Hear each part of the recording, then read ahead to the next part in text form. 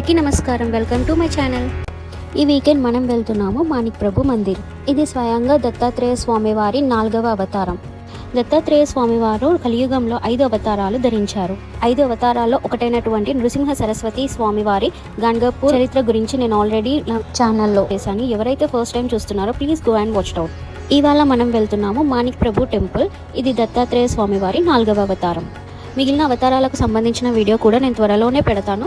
మీలో ఎవరైతే first time నా ఛానల్ని చూస్తున్నారో ప్లీజ్ సబ్స్క్రైబ్ చేసుకోండి. మాణిక్ ప్రభు టెంపుల్ కర్ణాటకలోని బీదర్ డిస్ట్రిక్ట్ హున్నాబాద్ మాణిక్ నగర్ అనే విలేజ్లో ఉంది. హైదరాబాద్ నుండి మాణిక్ ప్రభు టెంపుల్ 170 కిలోమీటర్స్ డిస్టెన్స్ అయితే ఉంటుంది. ఇక్కడికి రావడానికి 3 to 4 hours అయితే పడుతుంది, డిపెండ్స్ అపాన్ ద ట్రాన్స్పోర్టేషన్. ట్రైన్లో రావాలని ప్లాన్ చేస్తున్న వాళ్ళు నియరెస్ట్ రైల్వే స్టేషన్ వచ్చేసి గుల్బర్గా. అక్కడ నుండి మనకి 65 కిలోమీటర్స్ అయితే ఇక్కడికి రావడానికి పడుతుంది. బస్ స్టాప్ నుండి 2 కిలోమీటర్స్ దూరంలో మాణిక్ నగర్ అనే గ్రామంలో ఈ టెంపుల్ అయితే మనకి ఉంటుంది. ఇక్కడ మాణిక్ ప్రభు స్వామివారి సజీవ సమాధి అయితే ఉంటుంది. ఇక ఆలస్యం చేయకుండా లోపలికి వెళ్దాము, వచ్చేసేయండి. మాణిక్ ప్రభు స్వామివారు 1817లో డిసెంబర్ 22న మనోహర్ నాయక్ మరియు భాయమ్మ అని దంపతులకు 2వ కుమారునిగా జన్మనిస్తారు. దత్తాత్రేయ స్వామివారు భాయమ్మ కళలోకి వచ్చి తాను స్వయంగా జన్మనిస్తానని చెప్పేసి అంటారు. దాని తర్వాత పుట్టినటువంటి సంతానమే మాణిక్ ప్రభు స్వామి. మాణిక్ ప్రభు స్వామివారు జన్మనించిన తరువాత ఆయన మహిమల ద్వారా అనేక లీలలు చేస్తారు. అవన్నీ కూడా మనం ఈ టెంపుల్లో చుట్టుపక్కల ఉన్నటువంటి చిత్రాల ద్వారా మనం స్వయంగా దర్శించుకోవచ్చు. ఈయన స్థిరపడడానికి పల్లకిలో వస్తుండగా ఆ పల్లకి అడవిలో చిక్కుకుపోయింది. ఈయన 1845లో కాడిని స్థాపించి స్థిరపడ్డారు. కొంతకాలం తర్వాత 1865 నవంబర్ 29న మాణిక్ నగర్లో సజీవ సమాధి అయ్యారు. ఈ సమాధినే షేజ్గర్ అని పిలుస్తారు. ఈ టెంపుల్ని మనం సర్వమత సమ్మేళనంగా కూడా పిలుస్తాము.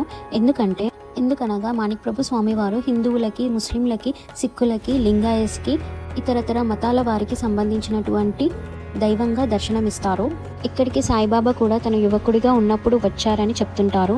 టెంపుల్ టైమింగ్స్ వచ్చేసి మార్నింగ్ 6 to నైట్ 9 వరకు దర్శనమిస్తారు. ఇక్కడ నిత్యాన్నదానం కూడా జరుగుతుంది. ఇక్కడికి అనేక మంది సాధువులు, మహర్షులు వచ్చి మాణిక్ ప్రభు స్వామివారితో చర్చించేవారు.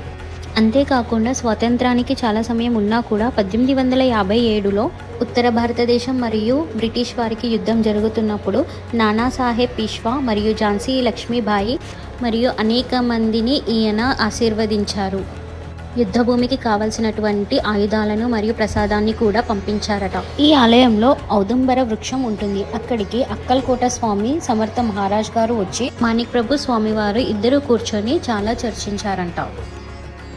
ఇక్కడ ప్రతిరోజు రుద్రాభిషేకం కూడా జరుగుతుంది.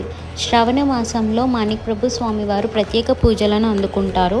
ఇక్కడ శ్రీ దత్త జయంతి మహోత్సవం చాలా ఘనంగా జరుపుకుంటారు.